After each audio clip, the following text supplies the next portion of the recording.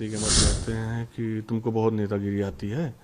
जब तुमसे बार बार कह रहे हैं कि ज़मीन शाइस्ता परवीन के नाम लिख दो, नहीं तो 5 करोड़ पे रंगदारी आसाद कालिया और अली के यहाँ से पहुँचवा दो कि अली इनको मार ख़त्म करो, साले ऐसे नहीं मानेंगे। तो लोग तबा तोड़ आसाद कालिया, अली और संजय गुड्डू इस तरह करीब 25 लोग मारने लगे। मैं और मेरे परिवार को, मेरे कज़िन था, मेरे भांजे भतीजे सब थे। तो उसके फिर 31 दिसंबर 2021 को मैं अपने ही आवास पे बैठा हुआ था, तभी अचानक से अली, अतीक और आसाद कालिया वगैरह तीनों ये लोग 3 गाड़ियों से आते हैं और मुझको घेर लेते हैं। घेरने के बाद ये सब घेर के तमंचे, पिस्टल, राइफल, बहुत सारे असलहे लिए थे, सब ये मेरी बॉडी पे ऊपर से नीचे तक लगा देते हैं। फिर उसके बाद जो है, जब फिर अली अतीक कहता है कि लो अब्बा से बात करो। ऐसा है कि मेरे जो बड़े भाई हैं इमरान, उनके साड़ू लगते हैं, वो सगे साड़ू हैं उनके। यही हमारे उनके बीच का रिश्ता है, लेकिन हमने कभी उनसे कोई रिश्ता जोड़ा नहीं है। क्यों आखिर वो आपका मतलब हमला करवा रहे थे, क्या वजह थी? क्योंकि रिश्तेदारी होते हुए भी वो उसमें थोड़ा डिटेल होता। ऐसा है कि देखिए, हम अपना रियल इस्टेट का काम कर रहे थे। हमने जैसे ही ज़मीन का काम करना स्टार्ट किया तो अक्सर हमारे पास धमकियाँ स्टार्ट हो गई। जैसे उनके गुर्गे आसाद कालिया वगैरह, उनके बेटे अली, ये सब कहीं ना कहीं से हमको ढूंढने लगे, हमें टॉर्चर करने लगे। और ये रोक के गाड़ी उस कहने लगे कि ऐसा है कि भाई से मिल लो, काम करना है काम करो, लेकिन उनको भी जो है देना पड़ेगा।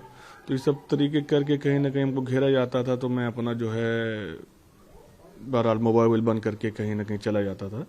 फिर 31 दिसंबर 2021 को मैं अपने ही आवास पे बैठा हुआ था, तभी अचानक से अली, अतीक और आसाद कालिया वगैरह तीनों ये लोग 3 गाड़ियों से आते हैं और मुझको घेर लेते हैं।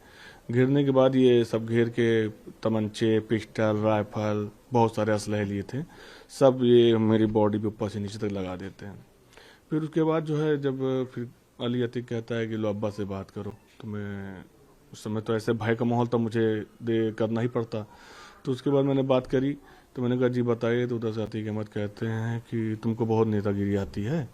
जब तुमसे बार बार कह रहे हैं कि ज़मीन शाइस्ता परवीन के नाम लिख दो, नहीं तो 5 करोड़ पे रंगदारी आसाद कालिया और अली के यहाँ से पहुँचवा दो। तो उससे मैं इतना डरा हुआ था, मैंने कहा मैं इसको क्या जवाब दूँ, मेरे को समझ में नहीं आ रहा था। तो उधर से कई बार बोला कि सुनाई दिया, मतलब हेलो हेलो कर रहा था। जब मैंने कुछ जवाब नहीं दिया तो उधर से तुरंत फ़ोन स्पीकर ऑन तो बोलता है कि अली इन लोग को मार ख़त्म करो, साले ऐसे नहीं मानेंगे। तो लोग तबा तोड़ आसाद कालिया, अली और संजय गुड्डू इस तरह करीब 25 लोग मारने लगे। मैं और मेरे परिवार को, मेरे कज़िन था, मेरे भांजे भतीजे सब थे। तो उसके बाद जब हमें लगा कि मुझे मार डालेंगे, तो मैं किसी तरह अपनी जान बचा के वहाँ से भागता हूँ। जब भागता हूँ तो सीधा ही सीधा मेरे ऊपर फायर करने लगते हैं, और जब फायर करने लगते हैं तो मैं किसी तरह बच के भाग जाता हूँ। मैं जाता हूँ करेरी थाने जाके वहाँ मैं फोर्स को बताता हूँ, पुलिस प्रशासन को बताता हूँ। प्रशासन आता है तो प्रशासन अपनी आंखों से देखता है कि किस तरह ये गोलियां चला रहे हैं, बम चला रहे हैं, एकदम तालिबान बनाए हुए हैं। जब ये लोग प्रशासन को देखते हैं तो ये लोग भागते हैं। फिर प्रशासन तेजी दिखा के वहाँ पे उसे मौके पे 2 लोग को पकड़ लेता है। 2 लोग को पकड़ के उनके पास से पिस्टलें बरामद हुई, और जिस उस समय वहाँ पे मशीन जिसे भी लाए थे, जिससे पूरा इन लोगों ने मेरा घर ढा दिया। तो वो मशीन मौके पकड़ गई। उसमें सैफ महेश जो गैंगस्टर है, काफ़ी बड़ा अपराधी, वो पकड़ गया। तो जब ये सब पकड़ गए तो उसके बाद मेरी FIR हुई। आज सब जेल में है। आसाद कालिया फरार चल रहा है। अगर वो पकड़ जाता है तो मेरा केस ट्रायल पे हो जाएगा। मैं इनके खिलाफ गवाही दूंगा, मैं इनके खिलाफ आखिर दम तक लड़ता रहूँगा। बम भी फेंके गए थे आपके ऊपर? जी, बम भी एक नहीं, कम से कम 2500 बम फेंके गए थे। बम झोले में एक खचोली था, वो लिया हुआ था। लेकिन जैसे आपने बताया कि अतीक अहमद एक तरह से रिश्तेदार लगते हैं, तो इस पर आखिर वो क्यों, मतलब रिश्तेदार? देखिए, आप एक बात समझ लीजिए, अतीक अहमद का आप इतिहास उठा के देख लीजिए। उनकी नज़र में न रिश्तेदार न नातेदार, जो उनको पैसा देता था वही उनका रिश्तेदार रहता था, वही उनका बेटा हो जाता था, वही सबसे करीबी गुर्गा हो जाता था। तो जब हमने नहीं दिया तो हम विरोधी हो गए। लोगों ने बहुत तरीके के हमारे पर इल्ज़ाम लगाए कि इन्होंने अतीक अहमद से पैसे लिए हैं, अतीक अहमद की ज़मीन है। तो मैं सबसे ये कहना चाहता हूँ कि भैया आके देख लो, ये हमारे बाप दादा की पुश्तैनी ज़मीन है, और हम बाप दादा से हमने सब कुछ अच्छा देखा है, अच्छा खाया, अच्छा पिया है हमने। और अतीक अहमद जैसे लोगों से हम लोगों ने हमेशा दूरी करी है, ना रंगदारी देख के हमारे साथ ये अंजाम हुआ। लेकिन ये बाबा जी की सरकार है जिसमें हमने अपनी आवाज़ उठाई है, और बाबा जी की सरकार रहते हुए अगर हमारी गवाही होगी तो हम खिलाफ गवाही भी देंगे। गुड्डू मुस्लिम जैसे आपने नाम भी लिया था, तो उसका क्या रोल रहता है और क्या करता है वो, मतलब उनके साथ? गुड्डू मुस्लिम देखिए उनका बहुत पुराना गुर्गा है, हर कोई उसके बारे में जानता है। वो बम वम बनाना उसके लिए बहुत मामूली बात है। आप बैठे रहेंगे, आपके बगल में बैठ के बना देगा, आपको पता भी नहीं चलेगा। तो वो एक तरीके से और बहुत बड़ा क्रिमिनल रहा है। कई स्टेट में उसके ऊपर मुकदमे भी हैं, बिहार और कहाँ कहाँ उसके मुकदमे भी हैं। तो वो बहुत घातक आदमी है। आपने जिस तरीके से देखा होगा वीडियो में किस तरीके से बम चला रहा है, जैसे वो बैट बॉल खेला जा रहा है, बॉलिंग कर रहा है।